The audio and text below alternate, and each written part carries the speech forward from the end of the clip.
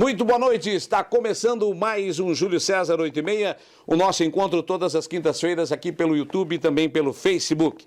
Hoje eu tenho o prazer de receber ele que já está com 65 anos, uma longa carreira na educação, graduado em matemática pela Unisul, onde fez pós-graduação, mestre em educação pela Unicamp, Maurício da Silva, o pai da Cristina e do Murilo. Boa noite, professor. Boa noite, Júlio. Boa noite a todas as pessoas que estão nos acompanhando. Te agradeço pelo convite. É uma satisfação voltar a Lauro Miller. É como voltar para casa, não é? Para conversar contigo e para conversar com todas as pessoas que te acompanham. Muito bem, eu que agradeço, a disponibilidade do professor Maurício, hoje à frente da educação no município de Tubarão. Daqui a pouco ele vai falar toda a sua carreira como educador, mas também como político ali na Cidade Azul. Ele que se disponibiliza a vir até Lauro Miller, rever a sua cidade natal.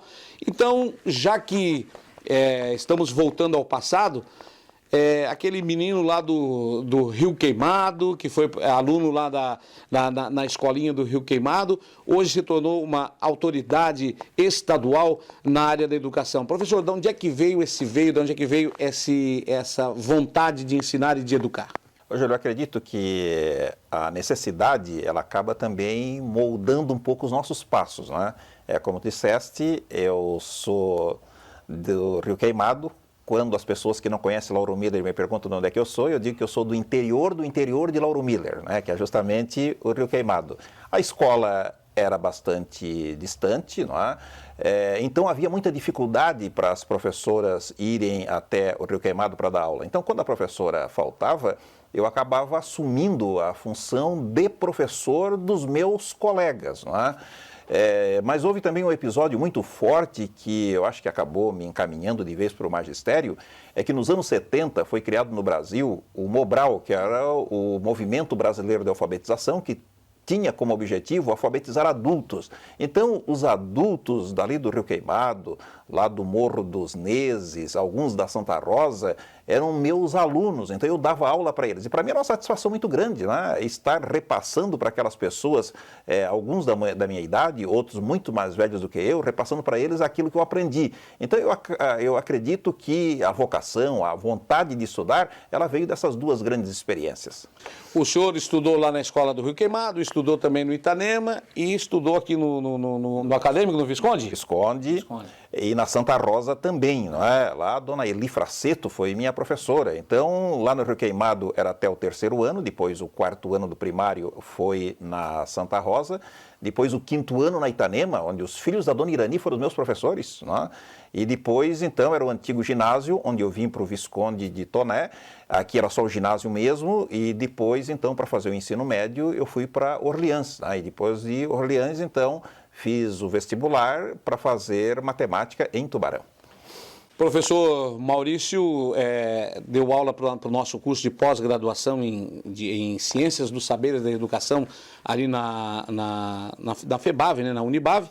E na entrega do diploma, na graduação, na pós-graduação, melhor dizendo, nos emocionou ao dizer que estava pós-graduando o filho da professora que lhe alfabetizou. Fala um pouquinho da dona Leonita de Souza Cardoso para nós. Sim, a dona Leonita foi a minha primeira professora, que me ajudou a compreender e a juntar as primeiras letras, ou seja, foi a professora que me alfabetizou. Uhum. E é incrível, porque até hoje, nas minhas falas para os professores, eu cito os exemplos da dona Leonita e também da dona Judite, que era de Orleans. Olha a dona Judite, ela saía de Orleans, pegava o trem, vinha até Lauro Miller, e depois o ônibus até Barro Branco, e do Barro Branco até no Rio Queimado a pé. Olha o trajeto que ela fazia todos os dias. E eu me inspiro nessas duas professoras, a dona Leonita, sua mãe, e na dona Judite, como exemplo de professoras daquela época que me ensinaram as primeiras letras, me ensinaram a decodificar os códigos ali para poder aprender as palavras, E veja que isso já se passaram mais de 60 anos e elas estão muito vivas na minha memória, para tanto que é a dona Leonita de Souza Cardoso, que lembrar o nome é alguma coisa, mas lembrar o nome, o sobrenome já um pouquinho mais, né? Da mesma forma, a dona Judite Rocha Lotim, que também foi a minha professora. Então, Júlio, sem dúvida alguma, era tudo muito longe, era tudo muito distante, mas foi um aprendizado que ficou retido na nossa memória e, melhor do que isso, ajuda ainda hoje a orientar os nossos passos numa época que vivemos hoje, que é muito mais difícil do que naquela época que vivemos há 60 anos atrás. E o senhor falava que, às vezes, quando atrasava, na ausência do professor, o senhor assumia a função de professor. Exatamente, até porque era uma escola isolada, a professora era professora, mas ao mesmo tempo ela era merendeira, mas ao mesmo tempo ela era servente, ou seja, ela assumia todas as funções da escola. Então, naquele dia que a professora, por um motivo ou outro, e o motivo eram sempre as chuvas muito fortes, né? E o lodo na estrada, porque falar em lodo hoje, a parte da geração que está nos ouvindo agora não vai entender o que é, não é? Mas o lodo era tal, não é, que atolava a bota, né, se ia de bota ou de galocha, né, naquela época. Então, quando havia uma intempérie assim que a professora não ia, para os colegas não ficar sem aula, eu acabava assumindo o comando da sala de aula junto com os outros colegas. Então, como eu disse antes, acredito que também a vocação de ser professor nasceu aí desta necessidade que se tornou para mim uma possibilidade. Maurício da Silva, filho do seu João, mas se chegasse lá e perguntasse pelo seu João, ninguém conhecia, né? Na realidade, como todo bom mineiro, o seu pai levou um apelido na mina. Sem dúvida alguma, meu pai era ferramenteiro, então ninguém conhecia o senhor João Manuel da Silva. Agora, se perguntasse pelo senhor João Ferro, aí todos sabiam que esse foi o apelido que meu pai herdou das minas que trabalhou aqui no Rio Bonito, no Lazarim, na Rocinha, principalmente na Rocinha e assim por diante. Professor, uma época bastante difícil, com muita dificuldade, os jovens que estão nos assistindo nem imaginam o tamanho da dificuldade, como o senhor falou, era merendeira, era servente, era professora, tudo muito difícil, não tinha transporte escolar, não tinha material bem escasso. Hoje nem se imaginem dar aula daquela maneira. Né? Não, Júlio, hoje o que a gente cobra dos alunos é vontade para estudar, porque na minha época, como disseste, não tinha transporte escolar, era 45 minutos, 50 minutos, 1 hora a pé. Hoje a meninada tem transporte escolar. A merenda naquela época era a batata doce, né, ou as frutas que tinha no nosso quintal, ou o pão de casa que a minha mãe fazia. Hoje a meninada recebe uma merenda que se torna a refeição mais forte do dia. Não é? Por outro lado, o uniforme. Olha que minha mãe se quebrava para que nós tivéssemos o uniforme. Hoje muitas prefeituras também dão o uniforme para os alunos. Enfim, naquela época a família precisava bancar tudo. Hoje os alunos precisam tão somente da vontade de estudar, porque os alunos recebem o caderno, recebem o livro, recebem o transporte, recebe, enfim, tudo o que precisa para poder estar estudando. Então, jovens, aproveitem esta possibilidade que antes não existia para aproveitar o máximo com seu professor, com seus colegas e assim por diante.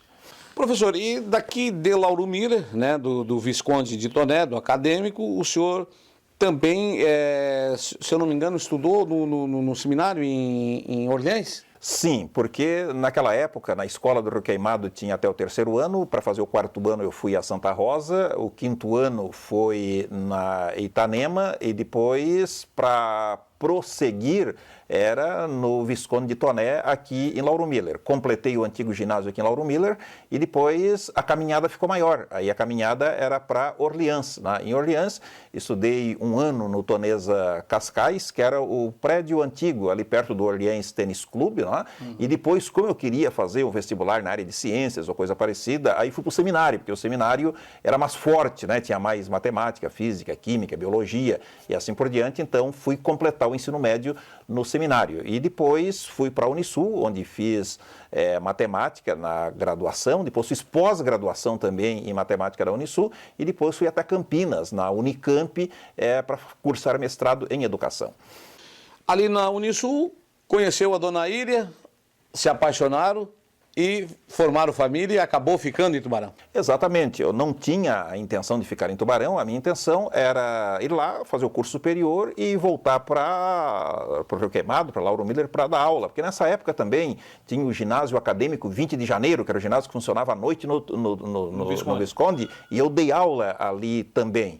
E tinha outras oportunidades por aqui. Só que quando eu cheguei em Tubarão, as oportunidades de lecionar se tornaram bem maiores, né? Além disso, nos corredores da faculdade encontrei a dona Íria, que é a minha esposa, né? Nos casamos, temos filhos, hoje temos 2 netas também. Em 92, quando concluí o mestrado, fui candidato a vereador pela primeira vez. Também não tinha a menor intenção de ser candidato. Eu fazia parte de um grupo da Fundação Pedroso Horta, que era um grupo de estudos, né? Onde uns estudavam o problema ambiental, outros estudavam os problemas da educação. É claro que eu estava no grupo da educação, outros estudavam os problemas da saúde. E neste grupo me convidaram para ser candidato. Eu fui pela primeira vez, não tinha a menor expectativa de eleição, até porque eu não conhecia o mundo político, né? Mas me elegi vereador e de lá para cá eu exerço o 7º mandato de vereador. Este mandato eu não estou exercendo porque o prefeito Juarez Ponticelli me convidou para continuar secretário da Educação, então estou exercendo a função de secretário de Educação de Tubarão. Mas nesse período eu também fui 2 vezes presidente da Câmara e em 2006 eu fui prefeito interino de Tubarão, onde por 10 dias fiquei à frente do município, fiz um belo planejamento e demos uma bela sacudida na cidade, né, nesses 10 dias que fiquei à frente. Então, paralelamente à vida acadêmica, eu também toquei a vida política. Professor, o senhor foi gerente regional, né, da Gered por 2 oportunidades no final dos anos 90, início dos anos 2000. Essa experiência no estado de Santa Catarina na educação estadual, como é que foi? Me ajudou muito, Júlio, porque a primeira vez que eu fui gerente de educação, a minha formação era de professor de matemática. Então, ao ser gerente de educação, vieram outros desafios, então eu senti a necessidade de estudar mais. Foi onde eu fui fazer o mestrado, aí fui ampliar um pouco mais o horizonte, que antes eu tinha o horizonte da matemática, fui professor de matemática, inclusive aqui na Unibave, no início da Unibave, o primeiro professor de matemática fui eu, né? Mas eu senti a necessidade de ampliar os conhecimentos, foi onde eu fui fazer o mestrado em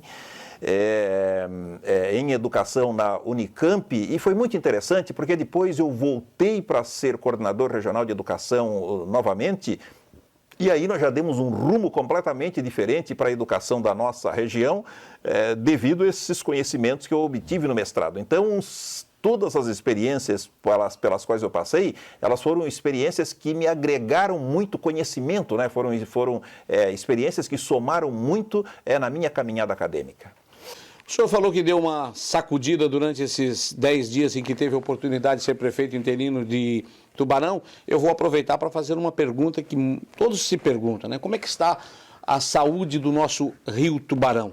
Corremos o risco de ter uma outra catástrofe de 72, 74, aquelas enchentes que teve ali no início dos anos 70, né? Sim, Júlio, o risco ele é eminente. Na condição de vereador, eu fiz uma lei para que todo aniversário da enchente se faça um seminário em Tubarão. E todo ano, rigorosamente, se faz. Não se fez o ano passado e este ano por causa da pandemia. Qual é o objetivo deste seminário? Primeiro, manter aquela tragédia na memória das pessoas. Por quê? Porque quando as pessoas esquecem uma tragédia, elas acabam relaxando nos preventivos e aí elas estão mais próximas de outra tragédia. Segundo, para cutucar as autoridades, para dizer para as autoridades que o Rio Tubarão está assoreado, ou seja, tem muita terra, tem muita lama no leito do rio. Esse material ele precisa ser retirado para escoar uma quantidade maior de água e o rio não transbordar. Por outro lado, nós aprendemos com o professor Amadil Vitoretti, que deu muitas palestras para nós nos seminários, ele nos falou muito do fenômeno da recorrência. O que ele mostrou para nós? Que a enchente de 74 não foi única. Antes da de 74, teve pelo menos 5 grandes enchentes, e elas ocorreram praticamente no intervalo de 40 anos, e já passou muito mais de 40 anos da enchente de 74. Então eu costumo dizer que nós já estamos por conta de São Pedro, né? Embora uma grande enchente como aquela, ela conjuga vários fatores. Precisa que chova muito, como choveu na encosta da Serra em 1974. É preciso que ocorra a chamada lestada. O que é isso? É o vento leste que represa a água, então serve como uma parede, não é? A água não vai para o mar. E é preciso que a Barra do Camacho ela esteja aberta também, porque se ela não estiver aberta, ela também serve para represar a água. É preciso que haja conjugação de todos esses fatores para poder ocorrer uma tragédia daquele tamanho. Mas hoje nós estamos vivendo aí os fenômenos climáticos cada vez mais severos, ou seja, cada vez mais está chovendo muito mais em menos tempo. Aquilo que era para chover num ano, chove no mês. Aquilo que era para chover num mês, chove em 2 horas. Então, nós não estamos escape de outra tragédia, não.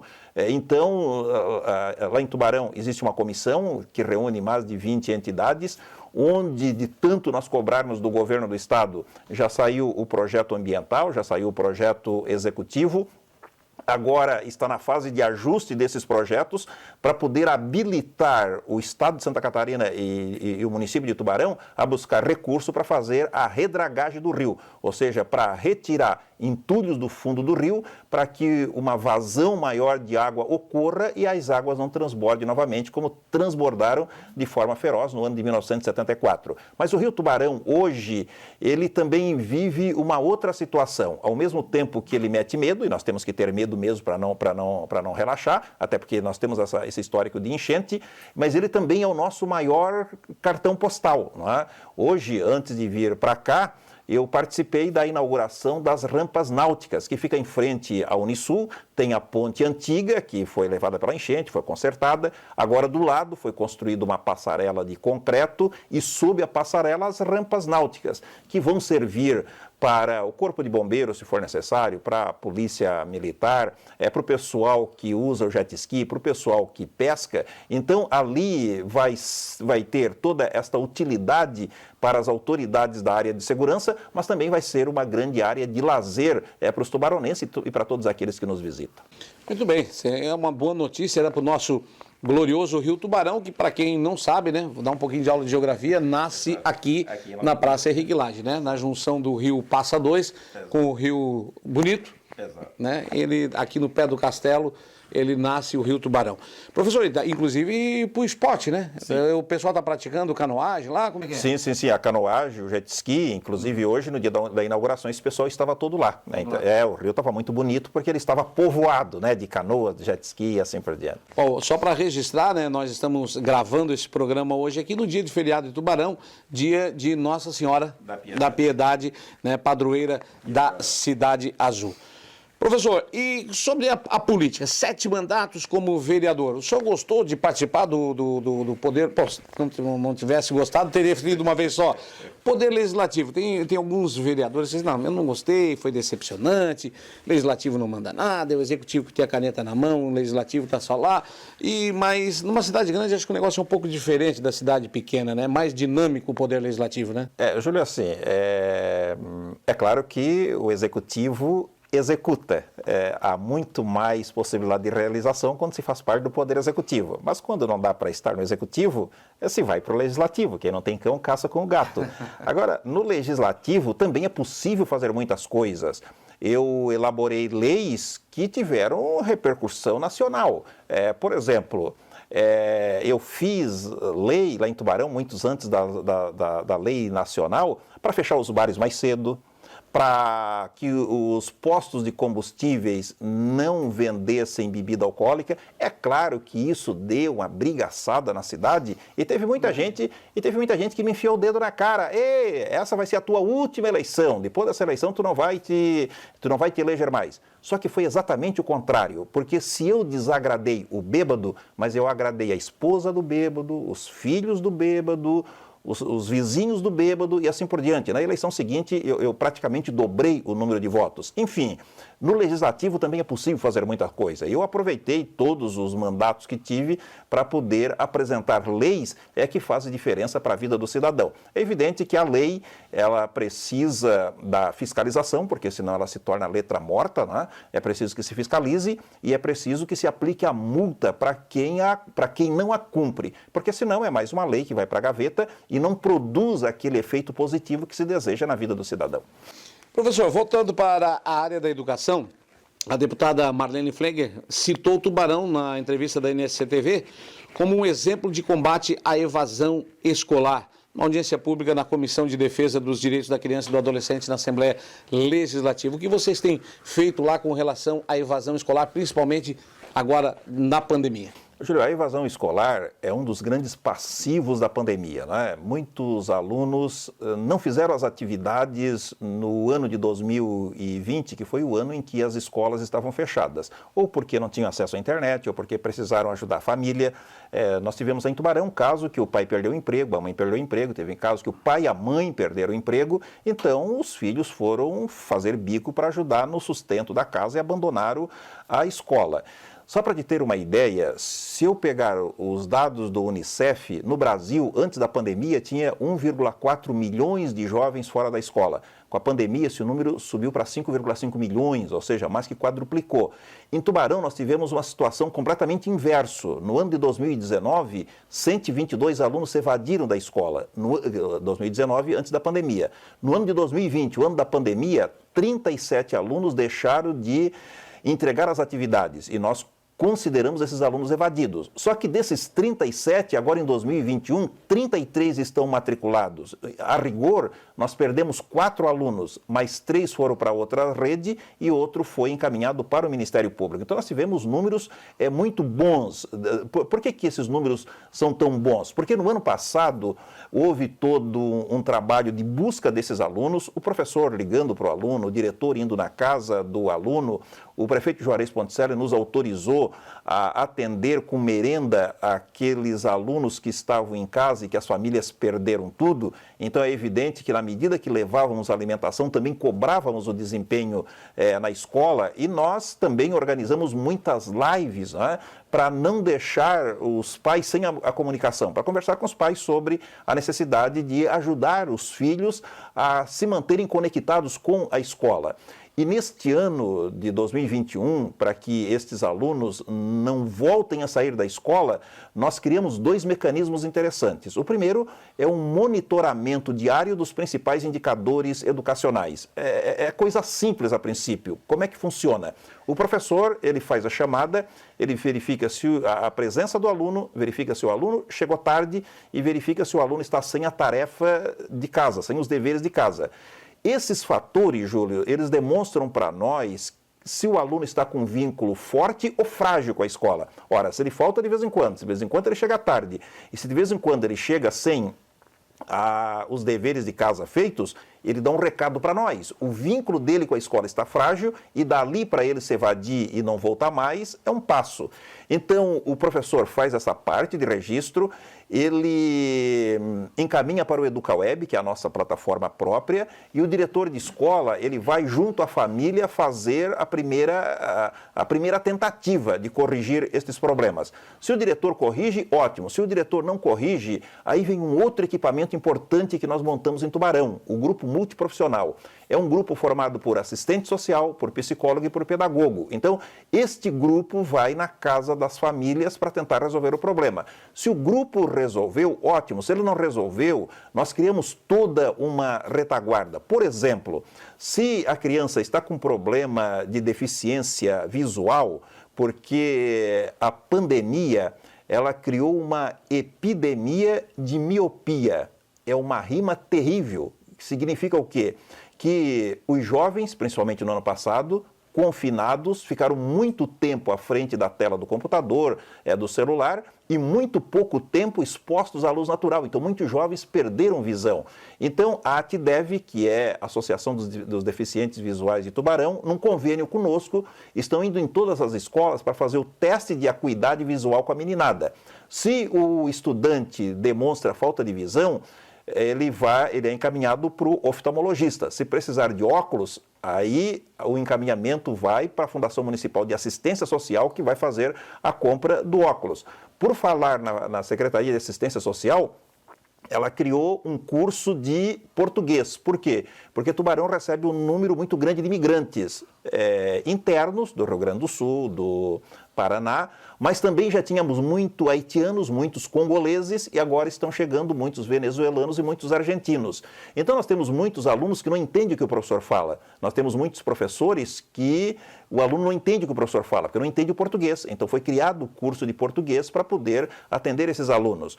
Um outro problema causado pela pandemia é a doença emocional. Não é? A revista Veja, inclusive há 2 semanas, trouxe uma ampla matéria mostrando que dobrou os casos de ansiedade e os casos de outras doenças relacionadas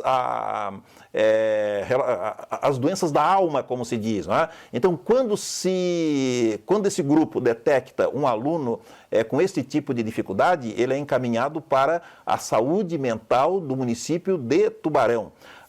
Nós continuamos entregando merenda para aqueles alunos que ainda estão estudando em casa. Por outro lado, nós temos um conselho tutelar muito ativo e nós temos o grupo de combate à evasão, que é um grupo de profissionais que trabalham junto com o Ministério Público. Então, sempre que um aluno ele apresenta 5 faltas consecutivas ou 7 faltas intercaladas, é preenchido o apoio, um documento, né, que é encaminhado para esse grupo, e esse grupo, então, vai à família com o objetivo de fazer com que esses alunos voltem para a escola. Então, houve uma audiência pública na Assembleia Legislativa, a deputada Marlene Fengler, ela coordena a Comissão de Defesa das Crianças e do Adolescente, e ela nos convidou para poder relatar essa experiência de Tubarão que eu acabei falando agora. E no dia seguinte, no NSC TV, ela mencionou Tubarão como um bom exemplo a ser seguido de combate à evasão escolar, que foi um reconhecimento que nós gostamos muito, nos mostrou que nós estamos no caminho certo,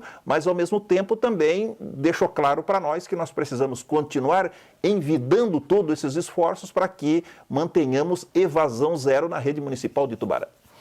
Professor, em 2011 eu tive uma experiência fora do estado de Santa Catarina, no estado do Rio de Janeiro, e lá muitos elogios para o nosso estado, no modo geral, e principalmente na área da educação.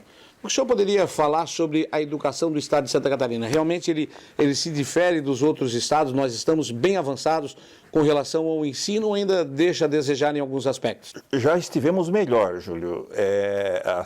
No sábado passado, eu acompanhei o secretário de Estado da Educação, Luiz Fernando Cardoso, que é conhecido como Vampiro, que é deputado estadual, que é daqui de Criciúma, numa entrevista lá em Tubarão. Então, nessa entrevista, era uma entrevista de 2 horas, né, ele expôs todo um plano para tentar resgatar o prestígio da educação catarinense. Então, já estivemos bem em Santa Catarina, houve uma pequena decaída, mas agora o secretário está fazendo todo um esforço para que voltemos a ter o protagonismo nacional, como já tivemos uma vez.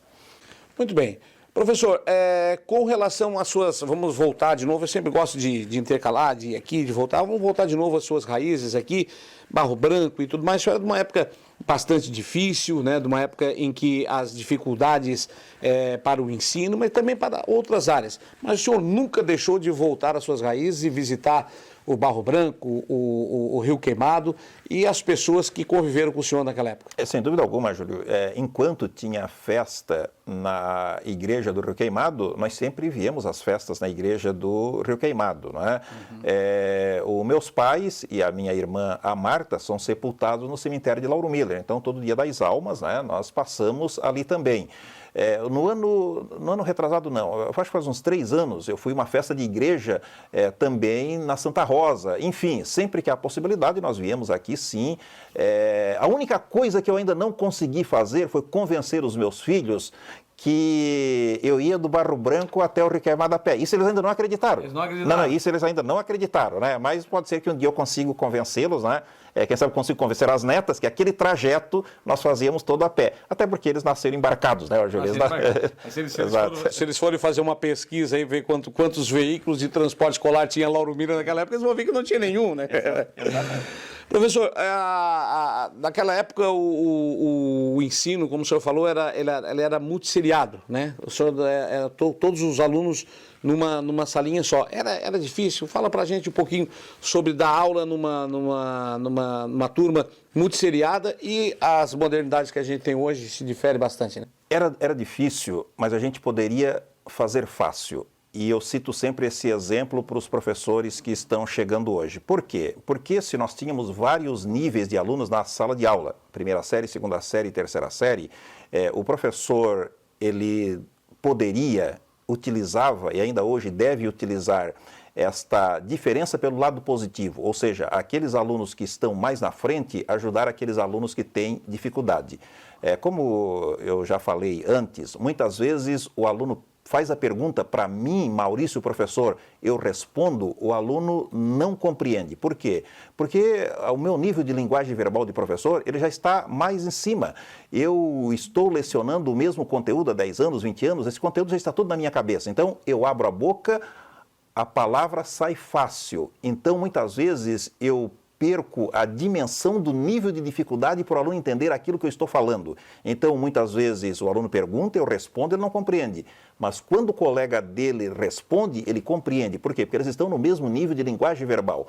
Então, eu sempre digo para o professor que a diversidade na sala de aula, os desníveis da sala de aula, ele sempre deve ser utilizado pelo lado positivo. O que é o lado positivo? É oportunizar que aqueles alunos que têm melhor desempenho ou que aprendem mais rápido, que eles possam estar falando, não é fazendo, porque se um fizer para o outro, aí o outro não aprende.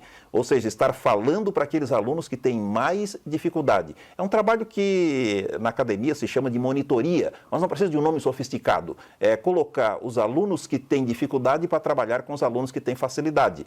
E tem mais, o aluno que sabe, quando ele fala para aquele que tem dificuldade, ele não perde, pelo contrário, ele ganha, porque ele fixa ainda mais aquilo que ele já sabe. Então, Júlio, tudo aquilo que parecia uma grande dificuldade, porque na mesma sala de aula estava a primeira série, a segunda série, a terceira série, muitas vezes até a quarta série também, dependendo do professor, da maneira como o professor organizava a aula, ele poderia transformar aquilo que aparentemente era uma grande dificuldade numa facilidade, desde que ele colocasse, como eu disse, os alunos com níveis diferentes a trabalharem juntos. Eu tive a honra de entrevistar aqui no Júlio César 8h30 há alguns dias o bisneto do Hilário Pescador, que dá o nome a uma escola famosa, a maior escola da rede municipal de ensino aqui em Lauro Miller, localizada ali no bairro Sumaré, o Samuel Pescador.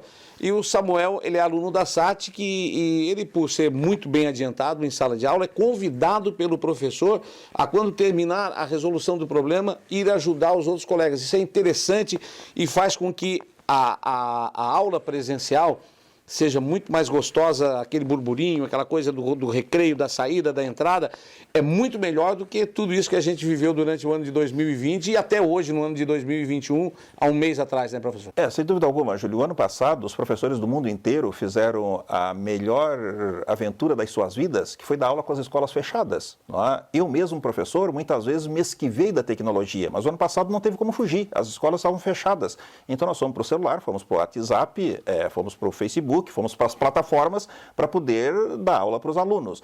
Agora, mesmo quem tinha a mais sofisticada forma de contato com os alunos, não conseguiu, e não fomos só nós, não. O mundo inteiro não conseguiu fazer com que as aulas virtuais tivessem o mesmo peso das aulas pessoais. Então, rigorosamente nada substitui a interação aluno-professor, professor-aluno, aluno-aluno. O murmurinho da hora do recreio, da entrada da sala de aula, essa troca, ela influencia positivamente na educação também. Então, a pandemia, ela serviu para afirmar o papel do professor. O professor, se antes alguém tinha dúvida da sua importância, agora não tem mais, ele ficou muito importante. Assim como a escola também. Até aqui no Brasil, ficou se discutindo aí muito tempo, eu até digo perdendo tempo com homeschooling, com o ensino em casa, mas não precisa, a pandemia já mostrou que o aluno aprende muito mais na escola do que em casa. Por outro lado, Júlio, o aluno não só perdeu a aprendizagem de estar em casa, ele perdeu também com relação à saúde emocional, como eu estava falando antes, aumentou o número de ansiedade, o número de depressão nos alunos por estarem confinados em casa. Os alunos perderam segurança alimentar, como nós conversamos, para muitos alunos, a merenda da escola é a refeição mais forte do dia. E muitos alunos também perderam segurança com relação à integridade física. Se você conversar com os membros do Conselho Tutelar aqui de Lauro Miller, eles vão te dizer que mais da metade de denúncias de violência contra as crianças parte da escola. Por quê? Porque o professor, ele lê os sinais de que se o aluno está sofrendo violência ou não. Agora, se o aluno está em casa, o professor não pode fazer essa leitura. Então, o aluno não perdeu sua aprendizagem do ano passado, ele perdeu a aprendizagem, ele perdeu com relação à sua saúde emocional, ele perdeu com relação à segurança alimentar e perdeu também com relação à sua segurança física. Então, como eu disse, a escola, se alguém tinha dúvida, o ano passado não deixou nenhuma dúvida que ela é o principal equalizador social. E é claro, né, principalmente a presença do professor, né, muito mais importante, como já diz a velha propaganda, né? Se temos engenheiros, se temos médicos, se temos odontólogos, se temos qualquer outra profissão, é porque tivemos anteriormente um professor que deixou essas pessoas um pouco mais conhecedoras, né, para chegar à sua formação. Professor Maurício, eu tive uma honra imensa de recebê-lo aqui no programa Júlio César 8h30.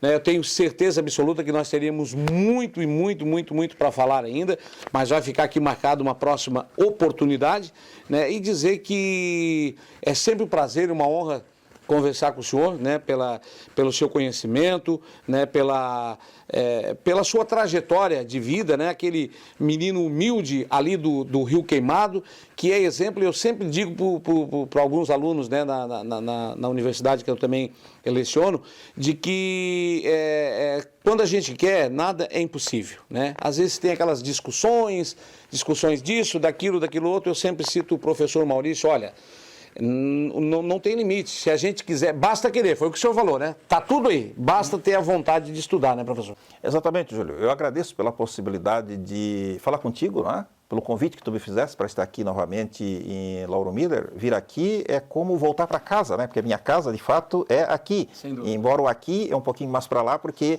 é no Rio Queimado. Exato, mas é sempre... A casa está lá ainda, professor? Já não existe mais a casinha que vocês moraram? Ela já está bastante deteriorada. Inclusive, eu tenho meu irmão mais novo, né? O Marivaldo. Eu até já... Outro dia ele me telefonou e disse para ele: olha, tu pode negociar, pode fazer o que tu acha melhor, né? Exato. Então eu já disse para ele: faz o que tu acha, faz o que tu acha melhor. Um retorno à origem. Exato, mas ele disse que já estava bastante deteriorada, né? Que já não tinha mais como estar recuperando.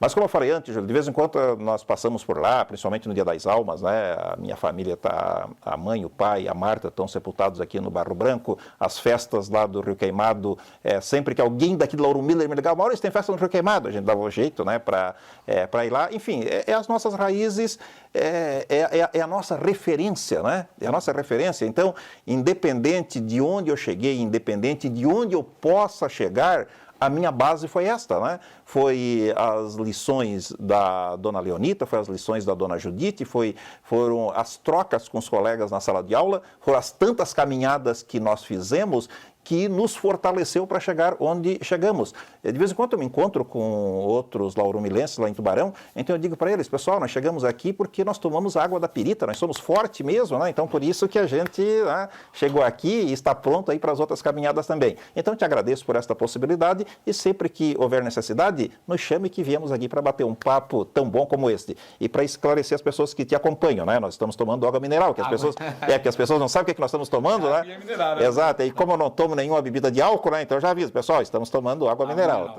Professor, mais uma vez, muito obrigado, né? Obrigado por ter atendido o nosso convite.